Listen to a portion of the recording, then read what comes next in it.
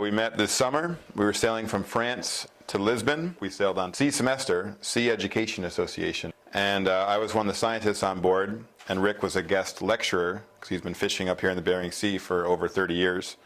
And he was lecturing the students on resources and how things are changing, potentially, with the climate change issue. Yeah, so it was it was the first time for me sailing too, and that was an experience. I've never sailed before, and it was I think 14 sails on that ship, and it was comprised of 15 students and 15 crew. There was 3 shifts, A, B, and C. Yep, 3 different watches. So each watch had their own scientist, their own mate, and their own duties. So.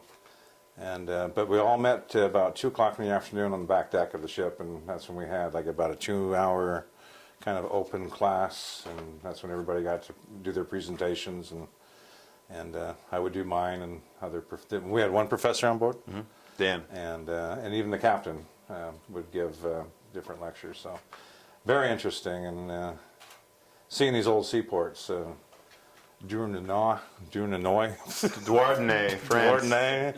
Really good crepes. Yeah. And hard cider. It was fun, and then I met Steve, and he had the courage to ask me, I want to go fishing in Alaska, and I'm like, all right. I thought about it for a couple of days, but then I thought, why not? You know, I want to get involved more with, I thought that, first of all, the idea of having a scientist on board my fishing vessel would be right along the lines that I've been after as far as gaining more scientific data from the fishing community. I think we could do a lot for the science community, fishermen. It takes really nothing to have a few items of scientific equipment or just observation or an app.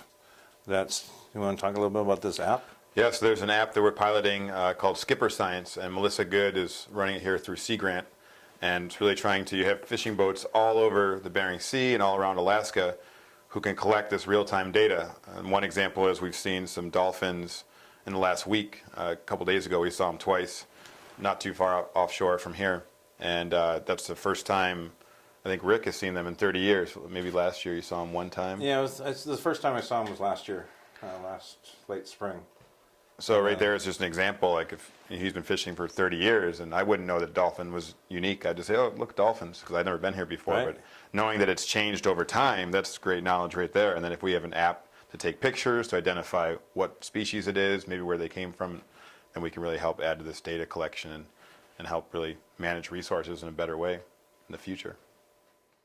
Do you want to talk about your experience on the boat first time?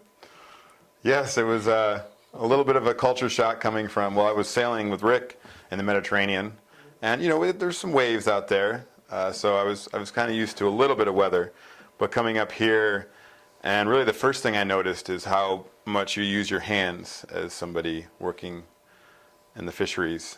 So my hands basically went numb within a few weeks, and a few days, and they're getting better now. Everybody said you just have to work through it. I'm like, but they're numb. I should go see a doctor or something. What's going on here? But they have gotten better over time. But just managing, you know, your hands, managing your whole body, and when it's cold, windy, when it's really long hours, just trying to stay warm, dry, and being able to work is something I've had to learn.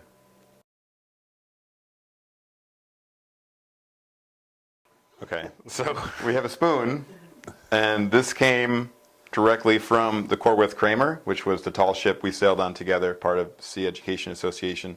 There were 2 stewards on board that Rick got to know really well, and they had a hell of a job.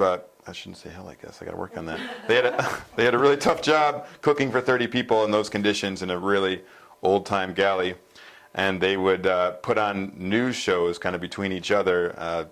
Rick can probably talk more of this. He spent a lot of time in the galley. And so this was brought by me from Spain and over here to Alaska from Aaron and Nina, who were the 2 stewards on board. And we've done a few shows here and sent videos back to them. So do you want to say anything about that, Rick?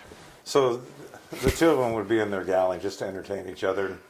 They were the BBC reporters, and they would mimic a couple of the reporters on BBC was like, and back to you.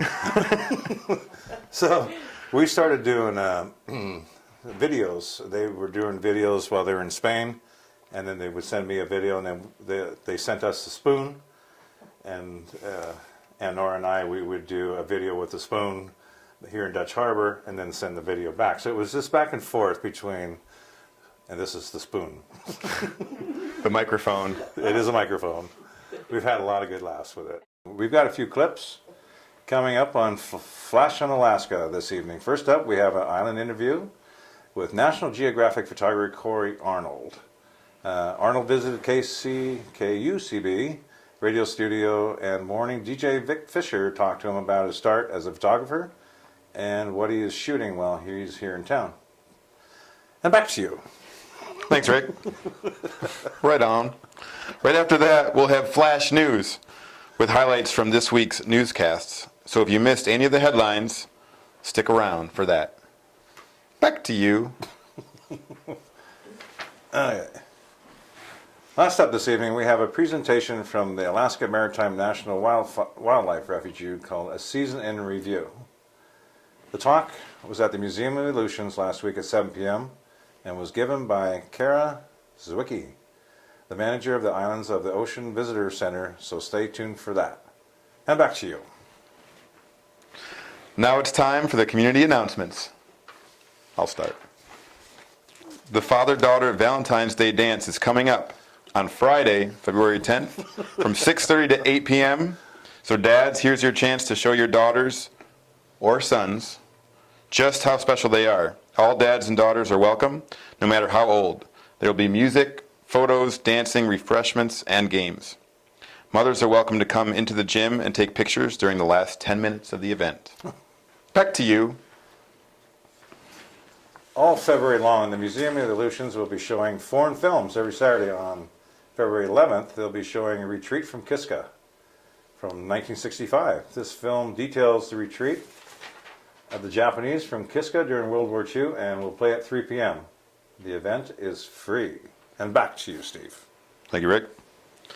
There are 3 exciting events happening this Sunday, February 12th. Starting at 1 p.m., the preschool ice cream social fundraiser will be taking place at the high school gym. Also starting at 1 p.m. is check-in for the Polar Bear 5K race. We should think about doing that, Rick. Are we going to be in town? Anyway, to sign up for the event, call or visit the PCR. Luckily, both of those events will be over by 4 p.m. when the Storytellers Cafe begins at the Senior Center. For details on that, check with the Senior Center. Back to you. Is that the Polar Bear 5K race or the dip? Oh, I don't know. It sounds like a race. We'll stick do the around. dip. We'll save for the dip. At 5:30 p.m. on Monday, you can take an online class called Introduction to Starting and Operating a Seafood Directing Marketing Business. This online course is offered by Alaska Sea Grant and is designed for commercial fishermen with little or no experience selling their catch directly to buyers, including restaurants or fish markets. Visit alaskaseagrant.org for more information. The cost for this is $125. Sounds like a great idea. Mm-hmm. Great idea. Together here. Okay. And thank you for watching. And stay tuned for clips on Flash Unalaska coming up next.